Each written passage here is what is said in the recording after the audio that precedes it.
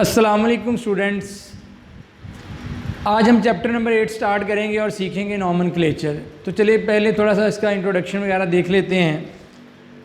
Aliphatic hydrocarbon जो हैं, सबसे पहले हम देखते हैं कि हाइड्रोकार्बन्स क्या होते हैं।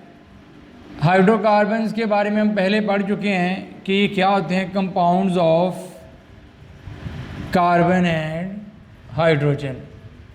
कार्बन और हाइड्रोजन के जो कंपाउंड हैं इनको हम बोलते हैं क्या, hydrocarbons. Compounds of carbon and hydrogen and their derivatives also known as hydrocarbons.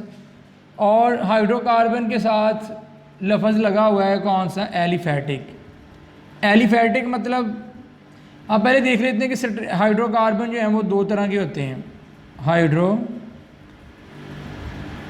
Hydrocarbon जो हैं वो दो तरह के होते हैं। Number 1 is open chain and number 2 is closed chain.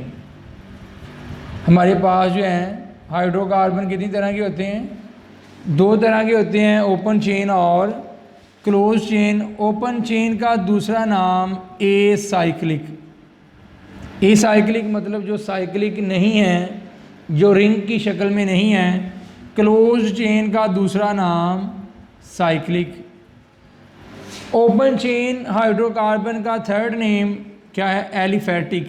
क्या है, एलिफैटिक का मतलब भी क्या होता है, ओपन चेन।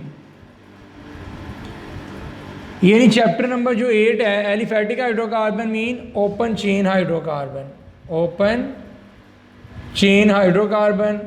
तो ये चैप्टर नंबर 8 है, इसमें हम सिर्फ ओपन चेन हाइड्रोकार्बन्स के बारे में पढ़ेंगे। क्लोज्ड चेन हाइड्रोकार्बन के बारे में चैप्टर नंबर 9 है।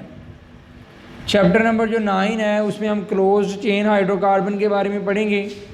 और चैप्टर नंबर जो 8 है इसमें हम ओपन चेन हाइड्रोकार्बन के बारे में पढ़ेंगे, क्योंकि हमारे चैप्टर का नाम ही क्या है, एलिफैटिक हाइड्रोकार्बन्स। तो चलिए आइए ज़रा इसको देख लेते हैं।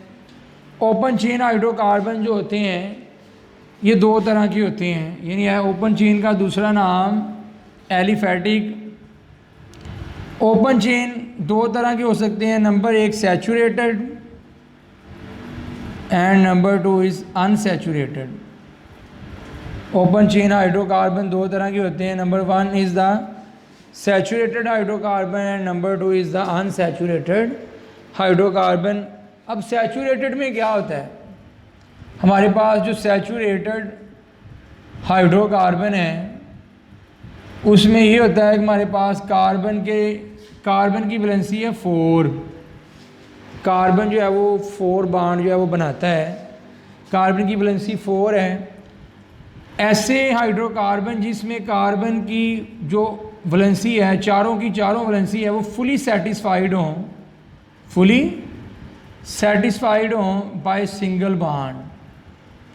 यानी ऐसा हमारे पास ऐसे हाइड्रोकार्बन जिसमें कार्बन की चारों वैलेंसी जो हैं वो फुली सेटिस्फाइड हों बाय सिंगल बॉन्ड, कि इसने सिंगल बॉन्ड बनाए हों। और जो कार्बन है कैन नॉट टेक अप और ये टेक अप ना कर सके एनी मोर हाइड्रोजन, और ये कोई भी हाइड्रोजन ना टेक अप कर सके। हाइड्रोजन इस कार्बन के पास ऑलरेडी जो है वो 4 हाइड्रोजन हैं। इसकी चारों की चारों वैलेंसीज जो हैं वो फुली सेटिस्फाइड हैं थ्रू अ सिंगल बॉन्ड, और ये अब कोई भी मज़ीद हाइड्रोजन जो है उसको टेकअप नहीं कर सकता, कोई भी हाइड्रोजन और रिसीव नहीं कर सकता। ऐसे हाइड्रोकार्बन को हम बोलते हैं सैचुरेटेड हाइड्रोकार्बन।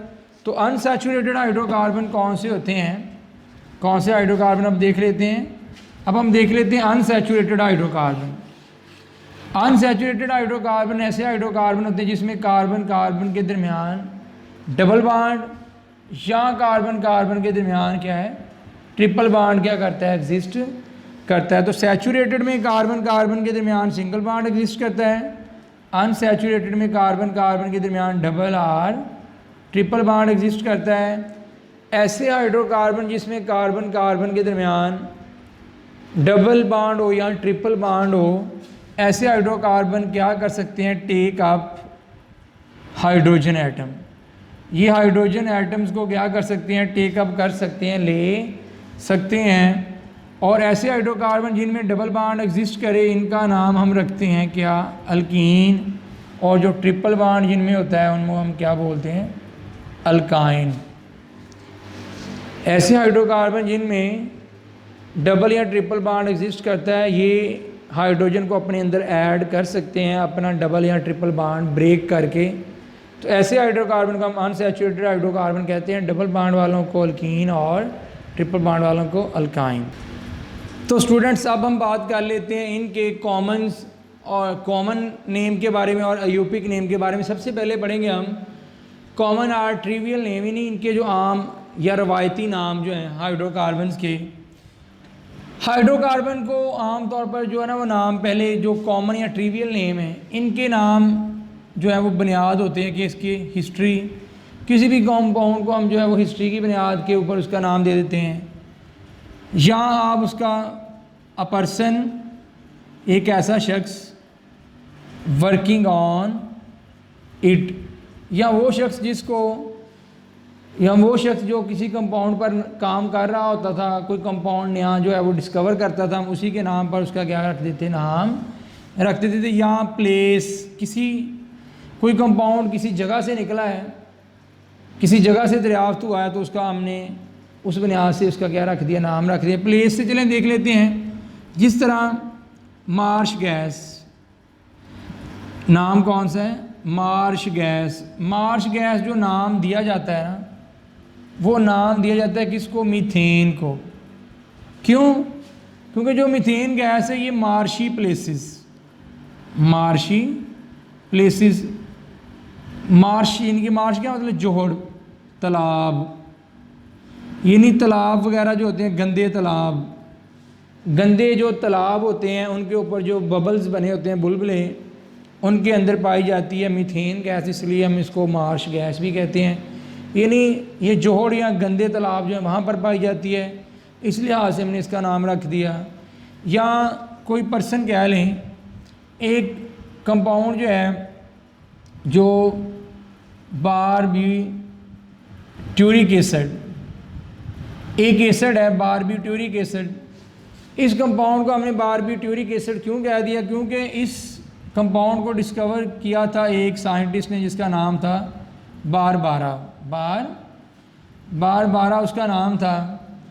बारबारा साइंटिस्ट ने ये एसिड दरियाफ्त किया, उसी के नाम पर जो है हमने क्या रख दिया, उसका नाम रख दिया। नेक्स्ट देख लेते हैं कि हमारे पास मेथड ऑफ प्रिपरेशन, कुछ कंपाउंड के हम नाम जो हैं मेथड ऑफ प्रिपरेशन के लिहाज से भी रख देते थे कि जिस तरीके से वो तैयार हुआ है या जिस चीज़ से वो हमारे पास जो एसिड निकला है, उसी के नाम से उस कंपाउंड का नाम रख देते। जिस तरह हमारे पास एसिटिक एसिड, एसिटिक एसिड जो है वो किस से निकलता है, विनीगार यानी सिरके के अंदर पाया जाता है। और एक लातीनी वर्ड है एसिटम, एसिटम मीन विनीगार, यानी ये वाला जो लफ्ज़ एसिटिक एसिड है, इसको हमने इसलिए नाम एसिटिक एसिड दे दिया क्योंकि ये विनीगार यानी सिरके से निकलता है।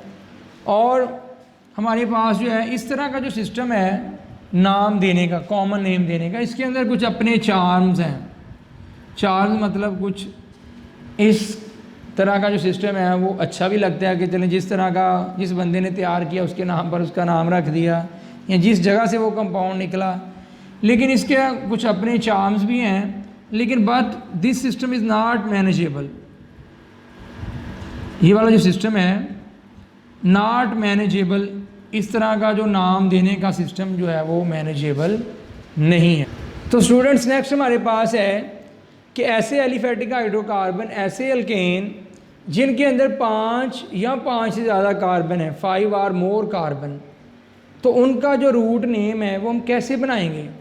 उनका जो रूट नेम है हम ड्राइव करते हैं फ्रॉम ग्रीक न्यूमेरल्स, यानी यूनानी जो हमारे पास गिनती है, यानी इस तरह प्रोपा, ब्यूटा, पेंटा, हेक्सा, ये काउंटिंग है।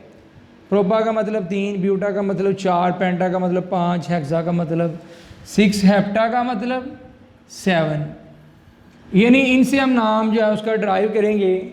और सफिक्स लिखा हुआ है लफ्ज़ एक सफिक्स ऐसी चीज़ होती है जिसको हम लास्ट पर क्या करते हैं, किसी नाम के लास्ट पर लगाते हैं, और इनका जब हम रूट नेम ड्राइव करेंगे उनके लास्ट पर हम वर्ड लगाएंगे एन। इनकी इस तरह अल्केन का ये वाला एन लगाएंगे किसके, जब हम रूट नेम ड्राइव करेंगे तो उसके लास्ट पर हम जो है एन को क्या करेंगे, सफिक्स यानी कि एंड पे फिक्स कर देंगे।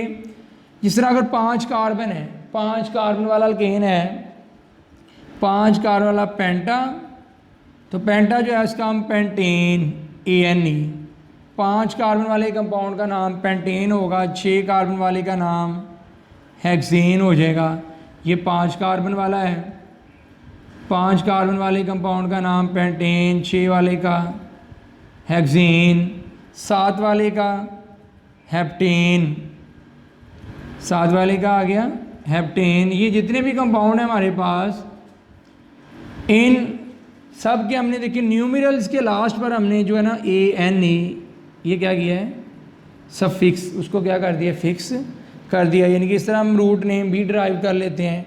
ये भी तरीका है। ये वाला जो मेथड है, ये पेंटेन है सपोज, तो पेंटेन के जितने क्या होंगे, पेंटेन के जितने आइसोमर होंगे उन पर भी ये नाम जो है ना वो क्या हो जाएगा, लागू हो जाएगा। जिस तरह अब आइसोमर पेंटेन के कितने होते हैं, 5, पेंटेन के 5 आइसोमर होते हैं, उनके ऊपर भी हम ये नाम जो है वो क्या कर सकते हैं, अप्लाई कर सकते हैं। पेंटेन के ये देख लेते हैं, ये वाला एक आइसोमर है हमारे पास, एक ये भी पेंटेन का आइसोमर है, CH3, ये भी पेंटेन का आइसोमर है। अब ये तीनों के तीनों जो मैंने स्ट्रक्चरल फार्मूलाज लिखे हैं ये पेंटेन के हैं।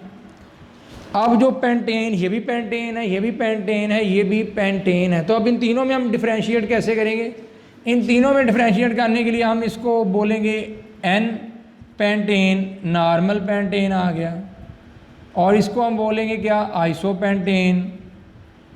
इस तरह के पेंटेन को हम क्या बोलेंगे, आइसो, जिसमें एक ब्रांच लगी हुई, जिसमें इस तरह का जो है उसको न्यू पेंटेन